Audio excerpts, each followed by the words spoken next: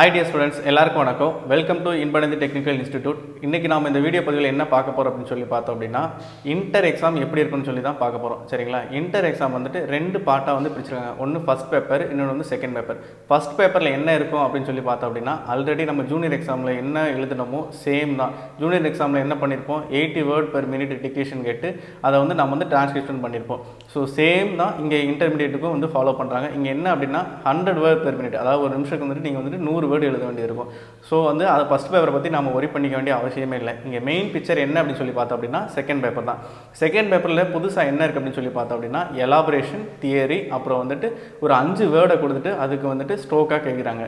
எலாபரேஷனுக்காக ஒரு 80 marks allot பண்ணியிருக்காங்க, தியரிக்காக ஒரு 15 மார்க்ஸ் அலாட் பண்ணியிருக்காங்க. அந்த 5 வேர்டுக்கு வந்துட்டு ஒரு 5 மார்க் வீதம் அலாட் பண்ணியிருக்காங்க. டோட்டலாக 100 மார்க். அப்போ செகண்ட் பேப்பர் மட்டும் 100 மார்க்கான எக்ஸாமாக இருக்கும் உங்களுக்கு. சரிங்களா? ஸோ இதற்கான வந்துட்டு கொஸ்டின் மாடல், அதாவது ப்ரீவியஸ் இயர் கொஸ்டின் பேப்பர் இருக்கும் பார்த்தீங்களா, அதை வந்து நான் உங்களுக்கு வந்து கீழே டிஸ்கிரிப்ஷனில் கொடுக்குறேன். ஸோ அதை பார்த்து நீங்கள் தெரிஞ்சுக்கோங்க கொஸ்டின் எப்படி கேட்டிருக்காங்க அப்படின்னு சொல்லிட்டு.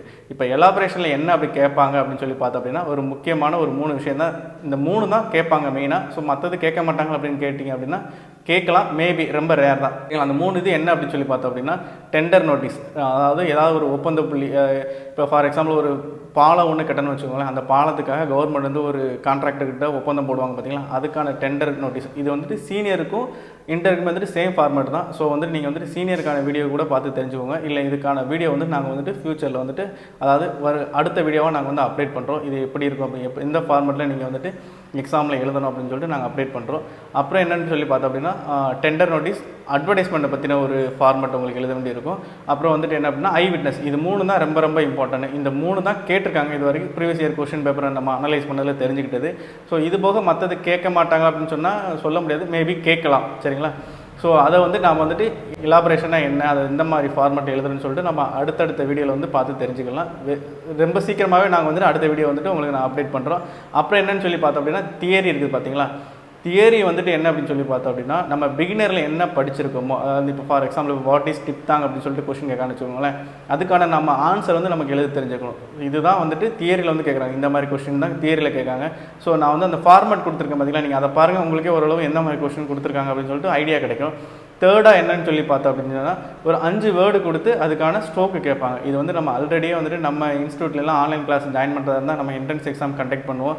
ஸோ அந்த என்ட்ரன்ஸ் எக்ஸாம் ஃபார்மேட் என்னவோ ஆக்சுவலாக நம்ம வந்துட்டு இன்டர் எக்ஸாமை பார்த்து தான் இன்டர் எக்ஸாம் வச்சு தான் நம்ம வந்துட்டு நம்ம என்ட்ரன்ஸ் எக்ஸாம் இங்கேயே நம்ம இன்ஸ்டியூட்லேயே கண்டக்ட் பண்ணுறோம். ஸோ சேம் நம்ம இப்போ இன்ஸ்டியூட்டில் படிச்சிருந்த பிள்ளைங்க வந்து ஒரி பண்ணிக்க வேண்டிய அவசியம் இல்லை. பட் உங்களுக்கு தெரிஞ்சுக்கணும் அப்படின்னா நீங்கள் அந்த கொஸ்டின் பேப்பரை பார்த்து தெரிஞ்சுக்கோங்க. டோட்டலாக வந்துட்டு 100 மார்க்கு, எலாபரேஷன் 80 மார்க்கு, தியரி ஒரு 15 மார்க்கு, ஸ்ட்ரோக் வந்துட்டு ஒரு 5 மார்க்கு. இந்த 100 மார்க்குக்கு நீங்கள் வந்துட்டு மினிமம் 35 எடுத்தால் தான் பாஸு. பட் ஃபஸ்ட்டு பேப்பருக்கு இதில் ஒரு ட்விஸ்ட் என்ன அப்படின்னு சொல்லி பார்த்தோம் அப்படின்னா ஃபஸ்ட்டு பேப்பரில் 100 இருக்குது பார்த்தீங்களா. ஃபஸ்ட்டு பேப்பர் வந்துட்டு 100 மார்க்கான எக்ஸாம் தான், செகண்ட் பேப்பரும் 100 மார்க்கான எக்ஸாம் தான். ஸோ ரெண்டையும் கம்பைன் பண்ணும்போது நீங்கள் வந்துட்டு மினிமம் வந்துட்டு 90 மார்க் எடுத்துக்கணும். அப்போ தான் நீங்கள் வந்துட்டு எக்ஸாமில் பாஸ்ன்னு சொல்லிட்டு அவங்க எலிஜிபிள். சரிங்களா? இல்லை அப்படின்னு சொல்லிட்டா நீங்கள் வந்துட்டு எக்ஸாம் வந்துட்டு கண்டிப்பாக வந்துட்டு நெகட்டிவ் தான். ரெண்டுலேயுமே வந்துட்டு மினிமம் வந்துட்டு 35 எடுக்கணும். இப்போ ஃபஸ்ட் பேப்பர்லேயும் நீங்கள் 35 எடுத்துக்கணும், செகண்ட் பேப்பர்லேயும் 35 எடுத்துக்கணும்.